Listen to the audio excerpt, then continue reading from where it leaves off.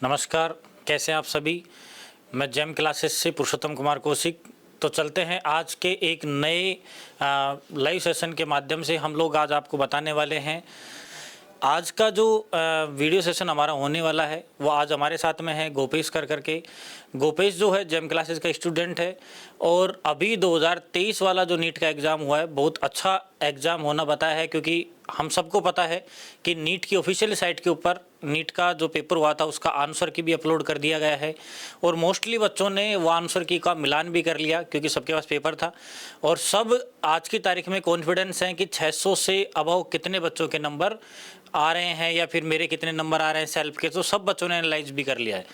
तो चलते हैं, आज का जो वीडियो है हमारे साथ में है हमारे फिजिक्स के सर कमल सर और साथ में है गोपेश, हमारे स्टूडेंट जिसने नीट में बहुत अच्छा स्कोर किया है। 600 प्लस अभी इसके नंबर आ रहे हैं, 650 के आसपास भी अपन बोल सकते हैं। तो बहुत अच्छा स्कोर किया है। तो गोपेश कैसे हैं आप, और पहले सबसे पहले दर्शकों को बताएं कि आपका नाम क्या है, पापा का नाम क्या है और आप कहाँ से बिलोंग करते हैं। मेरा नाम गोपेश है और नमस्कार। मेरे पापा का नाम धर्मपाल चौधरी है और मेरी मम्मी का नाम माया जाट है और मैं यहाँ अलवर से बिलोंग करता हूँ और यहाँ पे मैं कोटपुतली में रहता था मामा। तो आप मामा के रह कर के तैयारी करें कोटपुतली से, तो आपको क्या लगता है गोपेश, क्योंकि कोटपुतली और बानसूर में ज़्यादा दूर का अंतर नहीं है, पास ही पड़ता है क्योंकि फर्स्ट स्टेशन ही कोटपुतली हमारा। तो जैसे क्या आप क्या कहना चाहेंगे जो पेरेंट्स या जो बच्चे सोचते हैं कि ग्रामीण क्षेत्र से नीट और आईआईटी का रिजल्ट नहीं आ सकता, ऐसे पेरेंट्स को, ऐसे बच्चों को आप क्या मोटिवेट करना चाहेंगे। ग्रामीण क्षेत्र से रिजल्ट नहीं आ सकता, ये धारणा तो बिल्कुल गलत है, क्योंकि ग्रामीण क्षेत्र के जो बच्चे होते हैं उनके अंदर मेहनत करने का जुनून सवार होता है सर पे।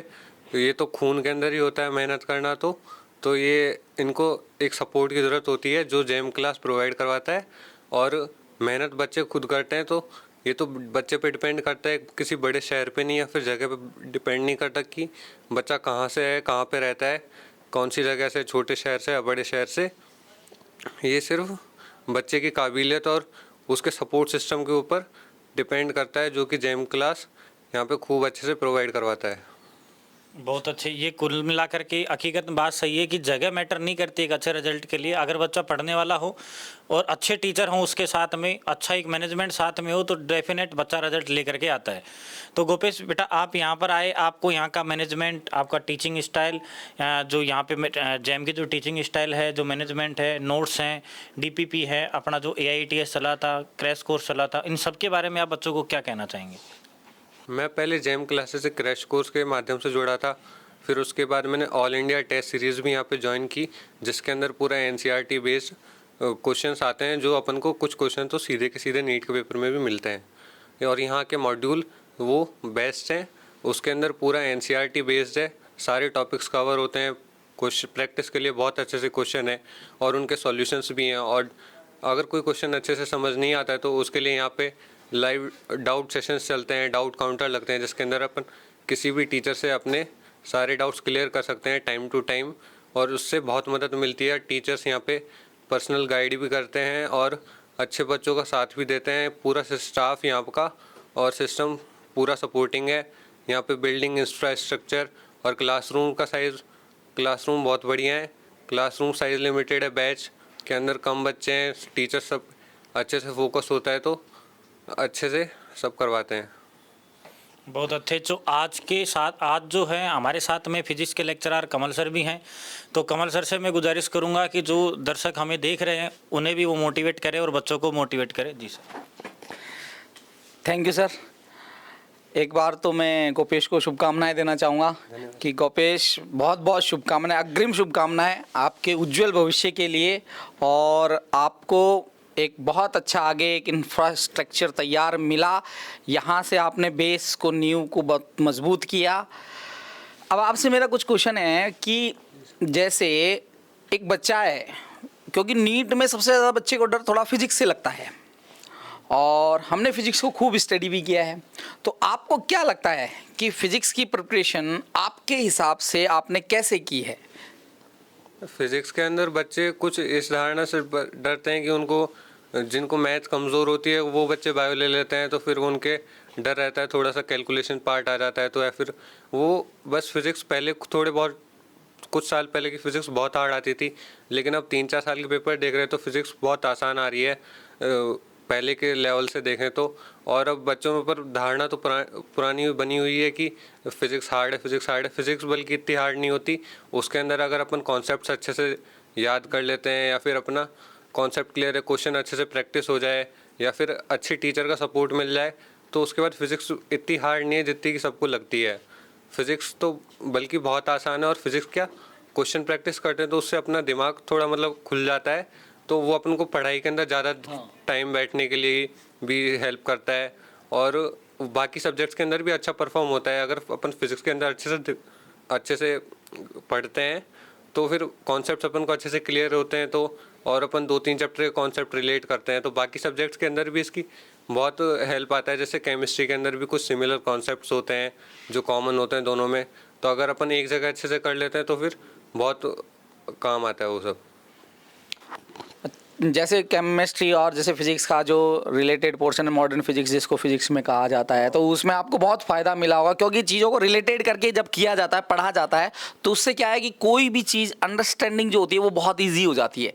क्योंकि मेरा तो ये कॉन्सेप्ट सिंपल सा कहता है कि किसी भी चीज़ को 4 चीज़ें होती है अपने। सबसे पहला कॉन्सेप्ट होता है reading, writing, understanding and last आता है मेमोराइज। तो इन चीज़ों को जब अपन फॉलो करते हैं एक एक स्टेप बाय स्टेप, तो बहुत अच्छा आउटपुट आता है जो हमारे सामने हमारा रिजल्ट है।